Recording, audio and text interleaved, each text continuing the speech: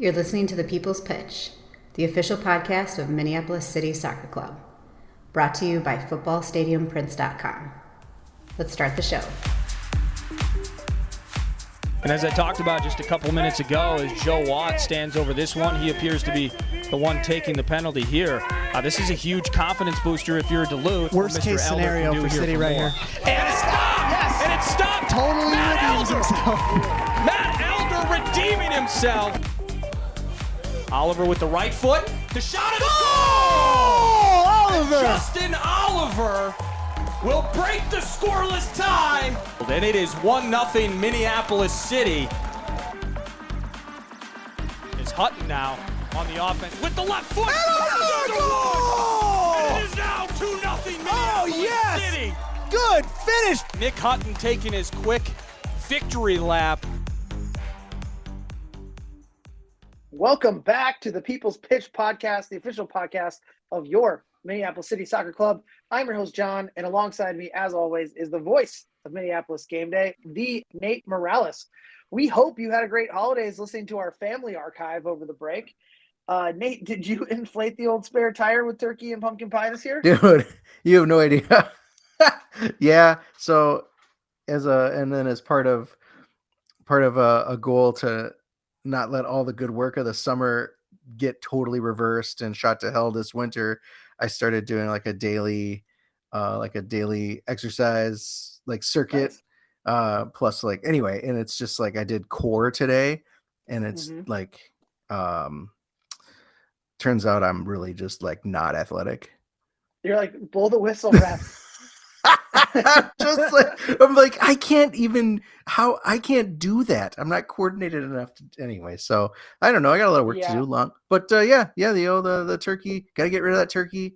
Got to get rid of that pie. Got to load up again at the end of this month on ham, beef tenderloin. I don't know. I got to figure something else out.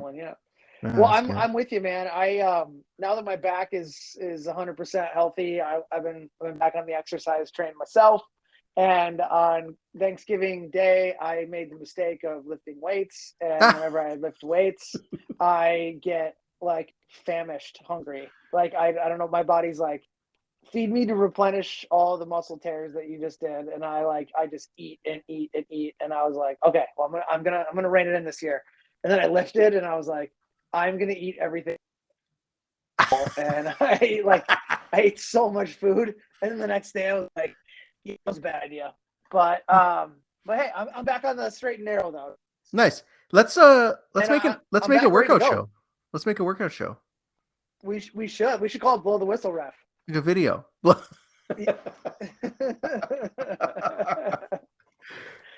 Well, man, it's we've actually got some content today. Some things that we actually some things that we really want to talk about. First of all, the big game from the weekend. The Olies take home the title. We've got national champions right down the road at St. Olaf. While you were lifting weights, the Crows were working out too. There was some Turkey weekend combine action that we're going to talk about. And then we also want to make sure we're talking about the upcoming futures trials that are going to be starting this week. And there is coming up a club shop event, and we have to talk about those new away kits that dropped. So there's a lot to talk about today. Let's dive right in. It was a historic weekend of firsts for the St. Olaf men's soccer team. They beat Amherst College, home of Calvin Coolidge. They beat them 2-1 in overtime to take home their first ever national championship. The first ever national championship, by the way, for a team from Minnesota. John, did you watch that game? Yeah, I watched all the tournament games. Supported the Crows that are in contingent over there in Northfield. So yeah, I did check out the game, and it was an interesting one, man. First off, talk about always the bridesmaid. I think Amherst has come in second place like 4 out of the last 6 years. That's what the commentator was saying. Yeah, can't win the big one. But I want to just, we're going to talk more about the game, but I just want to say that the level of soccer was extremely high in this tournament. Yeah. Who was in it? I mean, every game that I watched, of the tournament. I did even catch some. I went over to Samuel Ruiz Plaza's old stomping grounds, watched a couple of the Messiah games before they were knocked out, and I did watch a little bit of the run that Eau Claire had that ultimately ended against the Olies. But I'm super impressed with just the tactical changes and the pressure that this St. Olaf team had. And we'll talk a little bit about first-year coach Justin Oliver and assistant coach Matt Gibbons here in a bit, but very, very impressed. I think that it was a master class in setting a team up for a tournament run. Yeah, I mean, I'm excited to hear your thoughts on that. Just to comment on the game itself, I'd say it was an amazing game. I think two really evenly matched teams, and like you said, the level of soccer was so high. You know, I watch a lot of D3 games, a lot of MIAC games throughout the course of the season, and this was far and away the best Division III game I've ever watched. But the Olies, they fell behind early in the second half. It was scoreless going into the half, and again, it was, like I said, just two teams that were really, really, really, really good, and both of them, you know, punching and counter punching, and nobody could get that goal. But the Olies fell behind early to the Mammoths of Amherst College.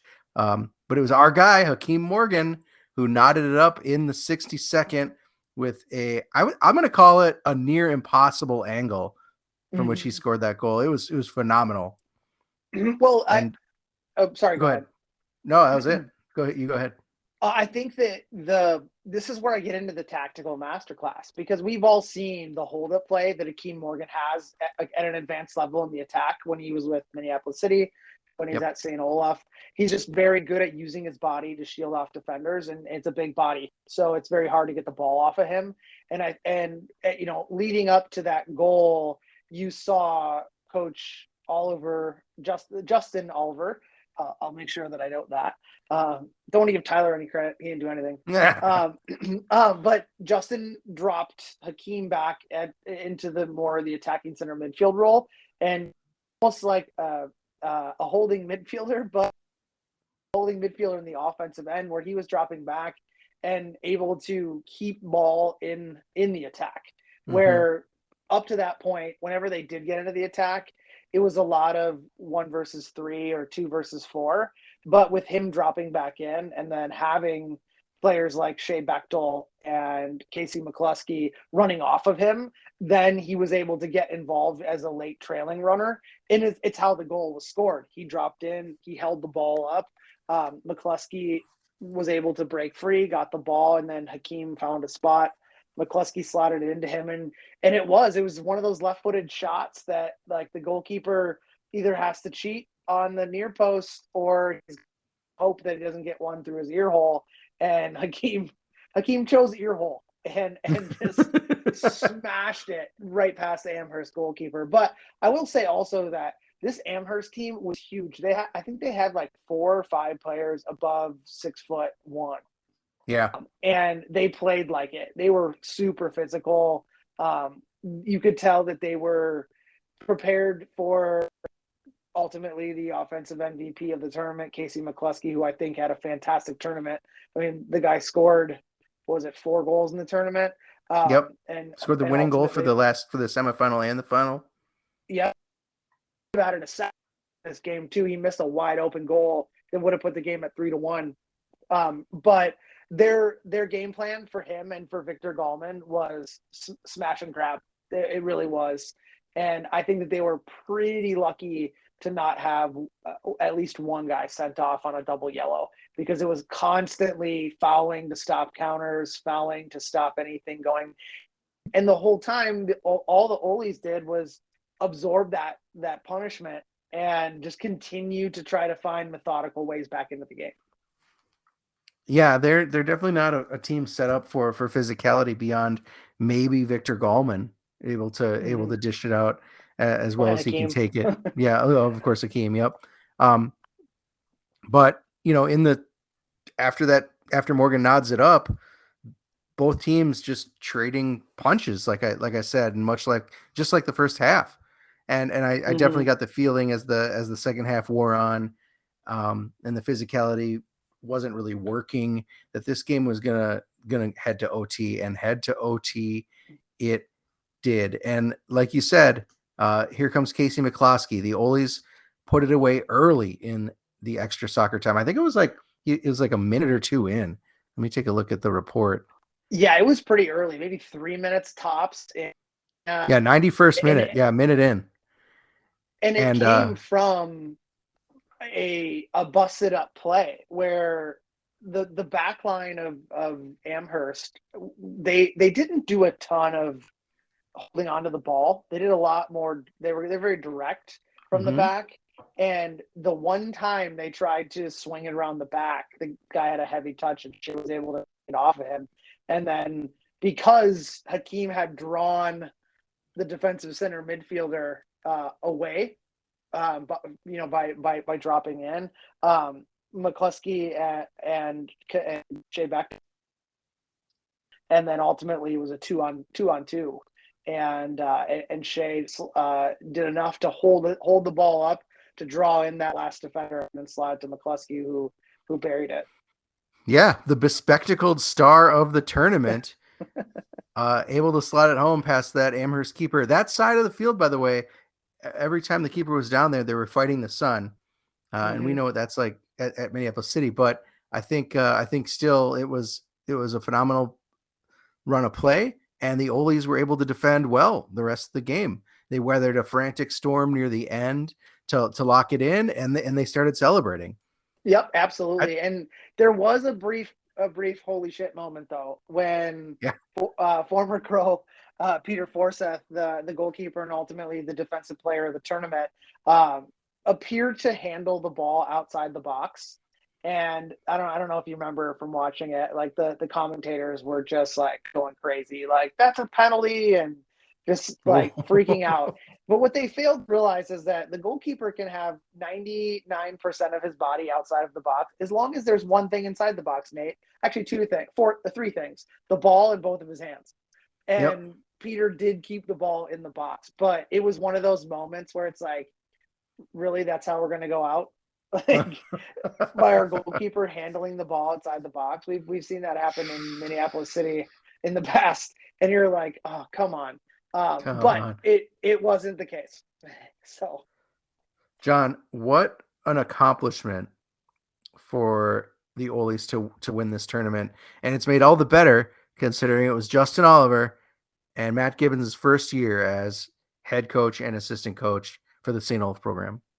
Yeah, I mean, I mentioned it before, like the way they had this team set up, I think they were either the leading or in the top half, the top 1% of the highest scoring teams in the country.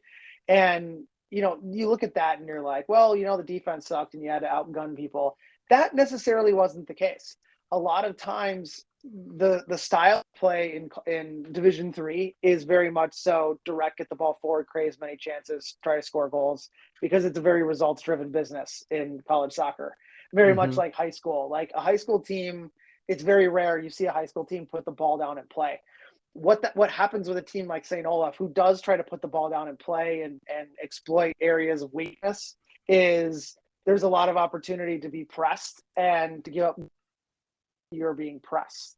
And I think Amherst came out thinking with their physicality and their size that they could just kind of push St. Olaf all over the place and then outscore them themselves. And that wasn't the case, because every time they tried to overload through some sort of press, it was the calm nature of any number of people in the center of the field, in Gallman, Buzakovic, we mentioned Morgan dropped in there.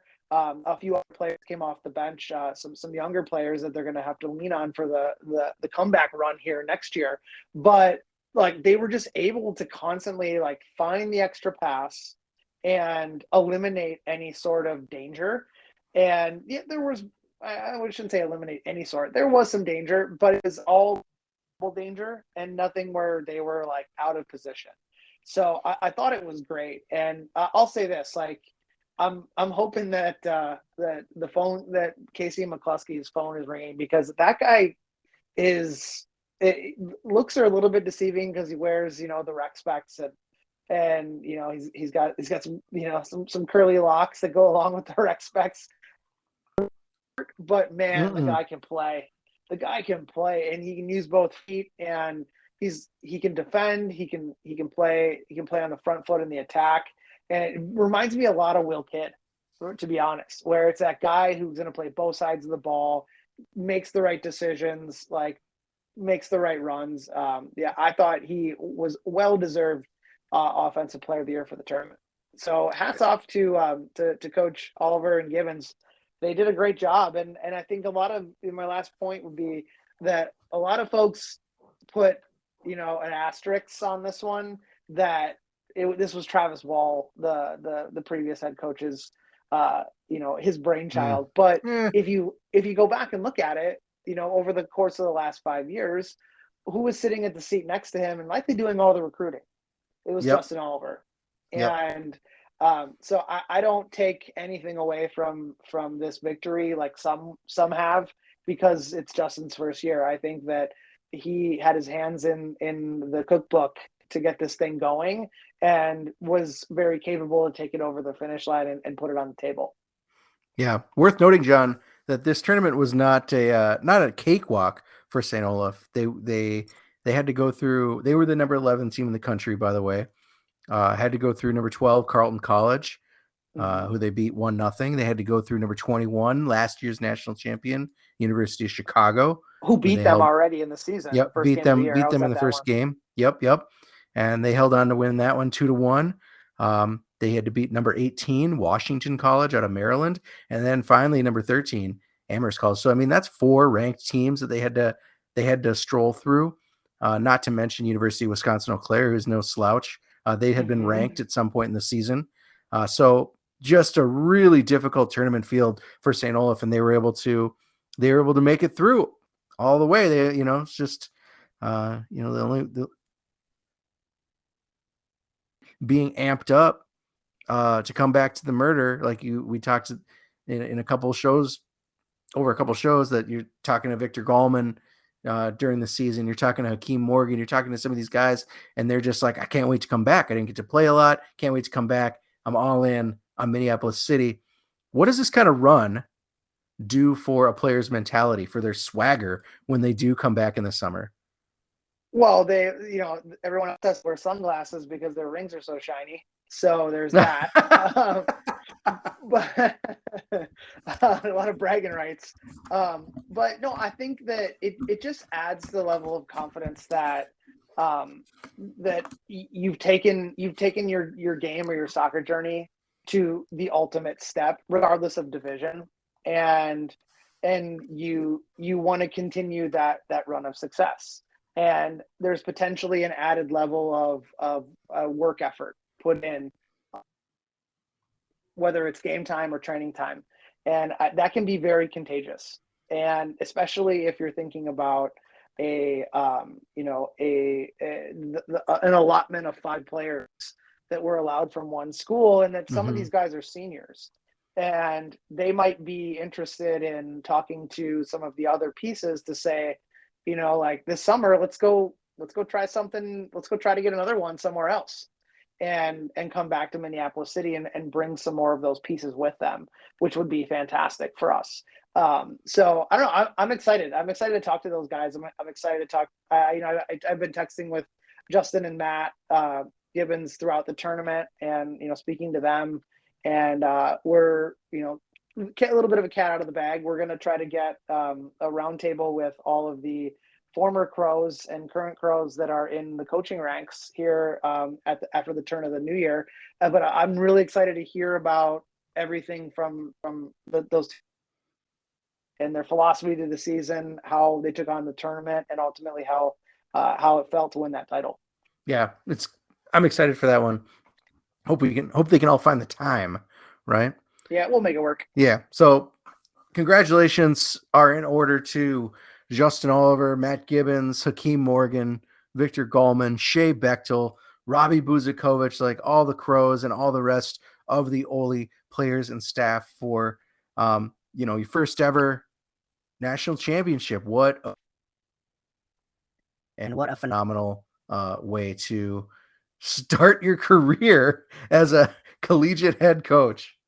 Yeah, right. Going to bed that night with the trophies laying next to you in the hotel room. I can't even believe it. Well, yeah, congratulations, guys. I'm really proud of you.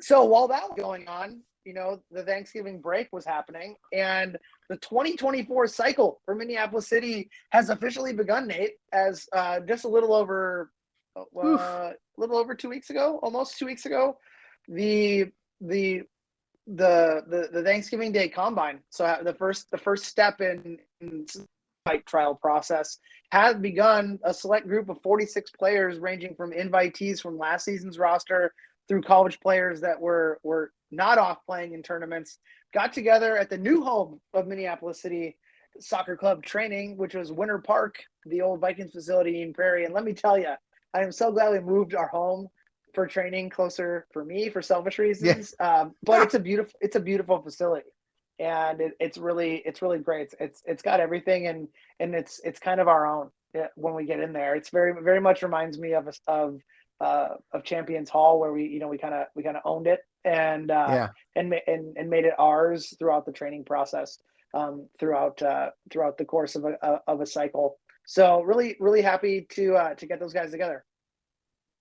Nice. Yeah, I think I didn't even know this was happening, and so when I saw the recap and some of the videos, I'm like, what? Who was there? This is the faces that were here, and it was a veritable who's who of past and present Crows, just like way to take advantage of all these guys being home for the Thanksgiving break. Let's get them together and play some soccer and have some fun. Yeah, absolutely. So I'll note that faces that were in attendance, to name a few from last year's USL2 roster, there was Evan Siefkin, Scotty Heinen, Stevie Lamar, Jonah, of course, was always around a soccer field. Zach Susi, Fade Nuro Kondo, Damian Humphrey was there from the Futures. You had Jordan Ross, Nick Kent, and then you had a contingent of a whole bunch of Augies and Mizel Harris, Mitchell Munzing, Cesar Daniel, Tomas Mena. Then you had Camel 2, the Hermansons, Mood 2 was there, Alvaro Arce and Griffin Price. I'm definitely leaving some players off for sure. And then there were some new faces there. Ben Pennell, he was Carleton's leading goal scorer, who Carleton, like you mentioned, had a great run. California native who's he was there. A player by the name of Mesfin Rhoda, a freshman at University of Wisconsin-Milwaukee, my old alumni, or my old school. And he's by way of Spain. And let me tell you this, Nate, if he continues the cycle with us, this guy is elite. Like, yeah, I was unable to make it. So but part of what I signed up for was obviously to help evaluate the trial, whether it be first team or futures. So I watched the video back I watched a lot of video once I got back from the holidays. Really didn't help the old spare tire sitting down watching soccer all the time. But Mesfin Rhoda was a new addition. Also from University of Wisconsin-Milwaukee, Asher Azuzu, just a hulking athlete from a physical perspective, but he was an integral part of the attack for the Panthers. And then MTA alumni and also UWM Panther goalkeeper Nolan Meyer. He's a freshman there. Another really great option for the goalkeeping room, whether it ultimately ends up being the Futures or first team. And then let's see here, what else we have. Last but certainly not least, who's this guy? Ian Shaw is a member of the U17 men's national setup. So he was one of the last cuts that did not make it to the World Cup on the World Cup roster. But he plays with the Portland Timbers, and right now he is a potential recruit for Notre Dame, which is making a nice run in the Division One, the Division One NCAA tournament still going on right now. But he's actually a Minnesota native who whatever didn't work out with Minnesota United in the youth ranks, and then moved out to Portland for an opportunity with former Academy director Rob Zoll and former MTA Academy Director Rob Zoll, who took the youth director position at the Portland Timbers. So he was one of those guys, kind of like Caden Clark, those players that just like didn't stick with Minnesota United, and doesn't look like he's from a territory rights perspective is in the cards for United. I don't know what's all going on.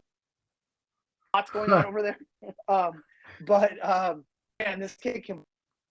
And at 17, going into his last year of high school, I mean, just the way this kid reads the game and his execution is pretty elite. So some great new faces, and then there were some old faces. The first two I'm going to name off, you're going to be like, what? We're in town apparently. Yes. Opportunities from a work perspective have brought both of them back to the cities. And I thought Max was in Washington still. He was, but apparently he took a position that has the opportunity to work from home, and he was like, why not go play some soccer for the summer? Interesting. So, interesting. Yeah, and then I think Will Kidd made a permanent transfer for work, but then there were also some familiar faces. Jacob Popkin was in the mix, back from his first full professional year in Nisa. So it was good to see Jacob back, and I believe took a huge step playing professional soccer. From what we saw, we always knew Supreme certain pieces that just weren't. They weren't right for the time period and the players that we had in front of him at his attacking midfield position. But I really liked what I saw from Jacob. Keba Janae from St. Thomas, the goal scoring machine. He was back in the mix. And then you had two players who I thought were done in Keba from Augsburg. Or Augsburg, excuse me. Yeah, he's the leading MIAC goal scorer 2 years in a row. Yep. So he's back in the mix. And then Samuel Ruiz Plaza and Mito Youssef were there. And, dude, have you seen what Samo and Jonah have been doing and how they've been training with some like crazy Ironman stuff? Yeah, whatever they're doing. But I mean, those guys, you're never gonna have to worry about those guys. And Mito's doing it too, so they're all in shape. The fitness level is high. Yeah, I think the year away from the game with us, I think kind of sparked a few things in Samo and Midu. So it's good to see them. And then also we had 2 trialists from the first open trial that we had that were elevated, and another 3 were invited, but they couldn't make it. So yeah, it was great, man. It was a setup where like a wide range, obviously representation along with some familiar names. But the setup was similar to our COVID setup where we had those sessions where there were 4 teams of 7-on-7. They were repping neighborhoods like Lindell, North Commons, Loring Park, and Powderhorn. And they played a round robin over the course of 3 sessions. So they had, I think it was 3 days in a row. I think it was Friday, Saturday, Sunday that those guys got together and played. And then there were some results. So the MVP of day 1, Camel 2, definitely a name we've heard of. MVP of day 2, Nick Kent. And then day 3 was Owen Johnson from Gustavus. He was the day 3 MVP. And then from an awards perspective, you know Jeremiah Johnson loves to hand out his awards. So Golden Gloves, Evan Siefkin, our cemented number 1 last summer, was the top spot from a goalkeeping perspective. The Wingman Award was a tie at 4 assists from Stevie Lamar and Cesar Daniel. And the Golden Boot went to Owen Johnson, who scored 5 goals on the weekend. And then Team Lindale was the team that took the top spot. And ironically, Nate, Team Lindale, their defense was anchored by Max and Nick Kent playing next to each other. That is intriguing, isn't it? Yeah, and the day 1, outside of Camel kind of going off and scoring a bunch of goals, day 1, you could have just said player of the MVP of day 1 is Kent. That's all you had to say. Because that Lindale team, I think they only gave up like 1 goal that day, or they went undefeated, or they went unscored upon. But it was really interesting to see the 2 brothers play next to each other and how well it worked. I thought it was they're not like close enough in age really where they had played together, right? Like I don't think they ever played together. Max was out of McAllister before Nick started. Oh, absolutely. Like Nick's only a sophomore, and Max has been out of college for almost 3 years now. So, yeah, I mean, they looked pretty darn good together. And it was a point where like the subs were coming on and off, and every time Nick Kent was like going to come off for a sub, like the guys were like, no, you stay on. So he played every minute the whole time through. So it was nice. Dale, the team, like I mentioned, they won 3, lost 1. They ended up taking the top spot, the top title on 9 points with 13 goals for and only 3 against in 3 days. So it was a pretty good representation there. And I don't have the roster of who all else was on that team, but yeah, it was awesome. It was like, oh my God, we're back. And it wasn't an open trial. We're back. It was like legit, like we're back, familiar faces, like guys chopping it up. It was good to see. Nice. Well, this is a nice event to have, John. It's a great way to keep players that we're interested in fresh and connected in the off season. And, maybe a little self-indulgent to spend this much time covering it, but it really is fun and exciting to start to try to read the tea leaves, who's around town, who's interested in playing. Well, and but the one thing I'll add, sorry to interrupt you, is no, it's good to see the interest level in the club from across the MIAC, from guys who maybe had an opportunity with the club but didn't stay in the summer, that were from out of state but play college soccer here, from players that played maybe at different USL2 teams across the country, where like, I think the word of mouth kind of spread that like Minneapolis City is back to being the place we want to be at. I kind of got that sense from just watching the video and guys warming up and stuff. Like there was a lot of communication between the guys who had, maybe invited some friends that to play. So it was really good. Really, really good. That's awesome. What was I going to say before you interrupted me? Totally. Oh, I know. So like I said, it's fun to read the tea leaves and you get excited about some names, but it's also important to keep in mind that, the USL2 is a lot higher level than a lot of these guys went away from, right? Like you talk about the Will Kids or the Max Kents, right? And it's like, oh man, how great would it be to have them back in the mix? Samo, Mito. I think we've found in the last couple of years that it's tougher to play in the USL2 than you'd expect. So gotta take this with a grain of salt, temper your expectations, and just hope for the best. We're gonna have some great teams this summer, regardless.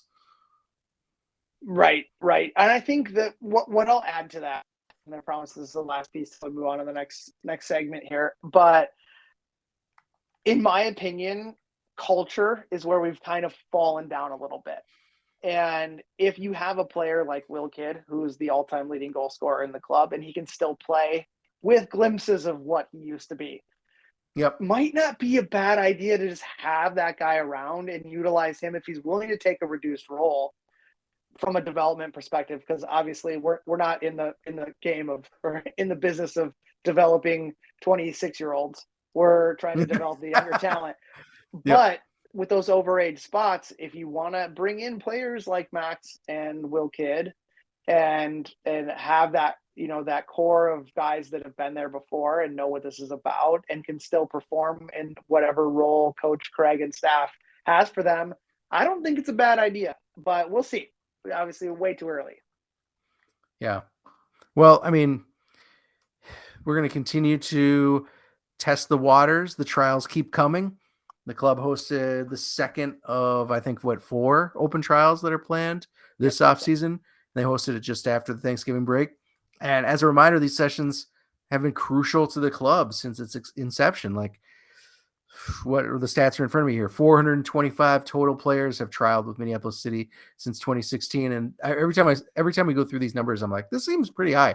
400. It's actually higher. We had another fifth. We got to add another fifth. Another 75 to that. Sure. Yeah. And 36 of those players were selected to active rosters. 21 of them were called back to fill roster needs, even though they weren't initially selected. So that's a total of 57. So that's over 10%. And of those guys, you're talking about everyday Minneapolis City names for years. Max Kent, Jonah Garcia, all-time leading goal scorer Will Kidd, right? Mm-hmm. So you were there. You were at the trials. How'd they go? Went great, man. Like most trials, there's players that have some real upside that we look to elevate into the next phases of the trial process, whether it's with the first team or maybe some younger players that showed that we invite to the futures portion of trials. But the hard part is that there's always a wide variety of players that come to these types of sessions, and that can be a little difficult for some of the players that have a little bit more of an advanced ability, because they might be playing with or against some players that might not move forward. And that can be really, really, really tough for them to showcase their best. However, on top of the 3 to 5 that we identified in the first trial, there was a handful of other players that the staff is considering elevating and bringing back. So there'll be some familiar faces in the next set of trials, whether it be the futures coming up this week from a U21 or U19 perspective, and then when the USL team gets back together. So I'm really excited to see what some of these guys can do as far as making that next step up. It's tough when you have to evaluate some of these players and you're watching the trial and you're like, that guy is good. However, they might be 24, 25, or they might just be on the cusp of 23, and you're like, well, they're not, they might not be it because of their age. And that's tough to say and hear, for some players, but it's the reality of it. When you're not even that old. Right. Exactly. But we're not like it. And part of it too was like some of the guys I was like, if we were still in the NPSL, this guy would definitely walk right into the next phase of trials.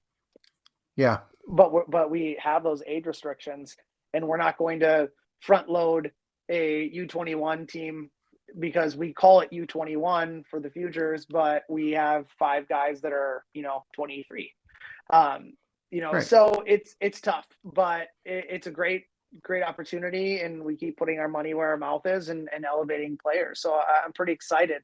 But the next trial up is all futures related, coming up this Friday. What's that? The 9th, 8th? December 8th. And the trial is $99. The first set of trials starting out on the 8th is for the U21 group, so birth years 2003 through 2005. It'll be at Winter Park.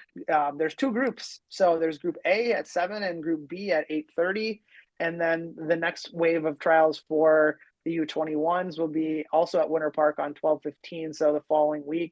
Same time for Group A, same time for Group B. And then we look at December 19th and December 22nd is when we start looking at the birth years of 06 through 08. If you're interested, or someone would like to be told they should try out, please do. You can go to mplscitysc.com under the futures tab in the navigation on the top of the page. You can click on there, and there's all sorts of sign up information. So yeah, spread the word. No stone left unturned, Nate. Yeah, and the futures program, as you know, is a phenomenal opportunity for young guys, especially now that it's been broken out into U21s and U19s, as we join both levels of the UPSL on the local stage. And the thing is I think there's room in both of those groups, U21 and U19. And I know that they called a lot of returning future players who would have fallen in the U19 group into that U21 trial. So there's a lot of room for high school kids. If you're thinking about elevating your game, get on out to the Savage Dome. Anyone in your household thinking about the U19s? He'll be there. Right. I'm excited. He'll be there. That's for sure. I'll circle him on my evaluation sheet. So, thank you. Well, John, Minneapolis City dropped 5 kit designs on Twitter this week in advance of the member vote. Just like those scarves, this team is going to defer to the membership to make the decision on what away kits the Crows are going to be sporting for the next 2 years. We do every other year, right? Every 2, I think. Every 2, yep. If you haven't caught the set on Twitter yet, you have to take a look, because there are some doozies out there. We've got the 10,000 kit, which harkens back to the days of the Minneapolis Lakers. It's blue and yellow. It's a departure from our standard color scheme, but that's why I got my vote, John. We're mixing it up when on the away trips. I think that'd be sweet.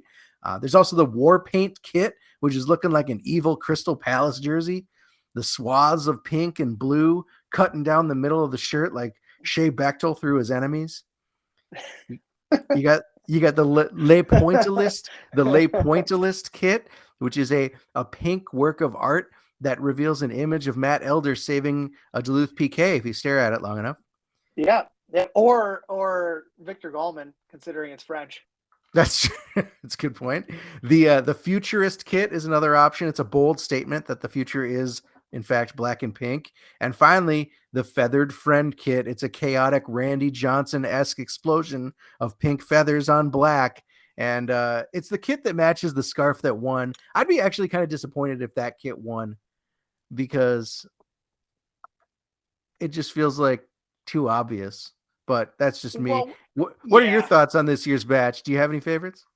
I do have some favorites, and I agree with you on the pink feather kit. I think that would be a great warm-up jersey or training top.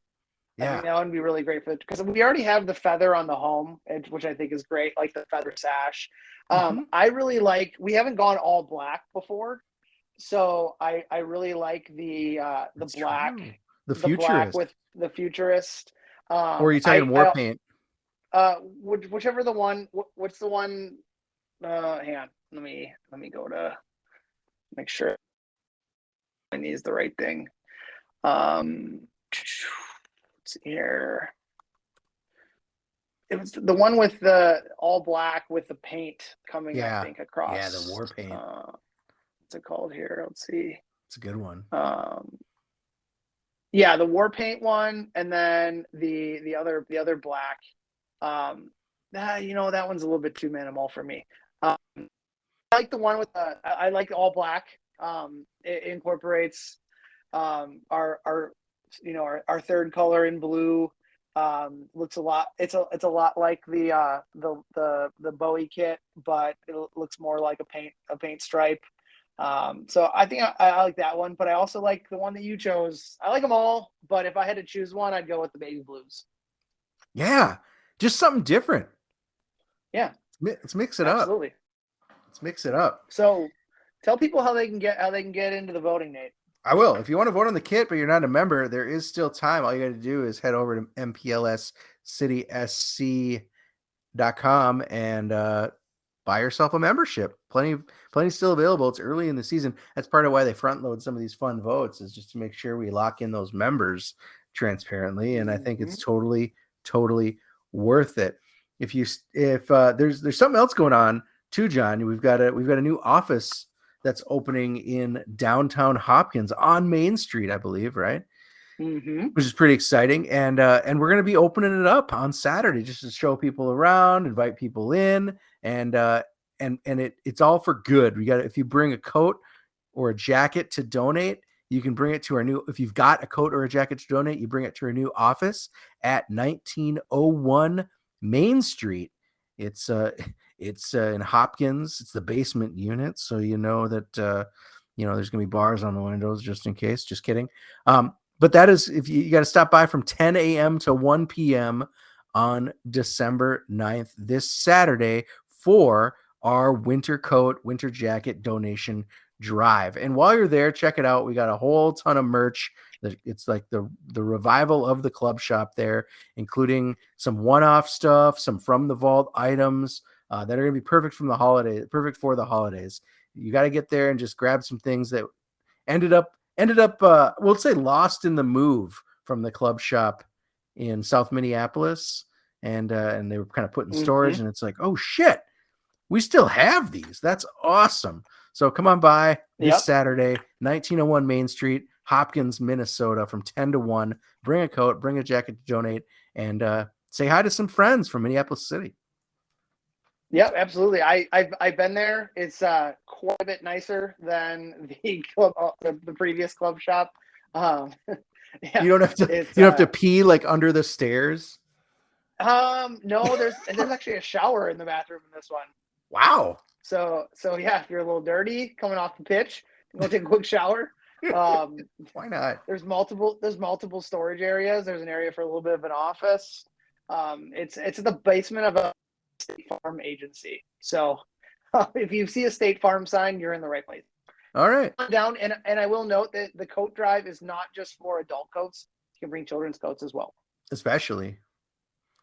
Yeah. Thank you so much, everyone, for listening to this week's show. And thank you to our wonderful show sponsor, footballstadiumprints.com. Make sure you're supporting our small business friends this holiday season. If you're looking for that unique gift that says you've got some perfect soccer taste, you got to head over to footballstadiumprints.com and fill up that cart. Don't forget, use the code CROWS10 for 10% off everything you purchase, from mugs to t-shirts to posters. It's awesome. And it's all, you can find Minneapolis City stuff there. You can find anything from your favorite club or honestly your favorite player internationally.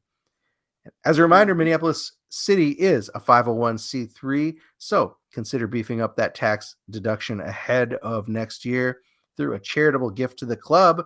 And like we mentioned, memberships for 2024 are on sale. It's the only way you can vote for the new away kit. Make sure you cement your seat in the stands and grab a voice in what Minneapolis City is going to look like in the next couple of years. Head over to mplscitysc.com and get yours today. If you want to talk to John or I, we made it simple. You got to just hit us up at the People's Pitch on X or at mplscitysc if you want to talk to the club. You can always email us too, mcscpodcast@gmail.com. I know you're going to have a ton of questions across the off season, so rev it up, let her rip. And that's all for this week. I'm Nate. That was John. Big things coming up around the corner, so stay tuned. Until then. You got Kenton. Oh, that's better. You got Kent. It sounds so noble. You have been kented, young sir.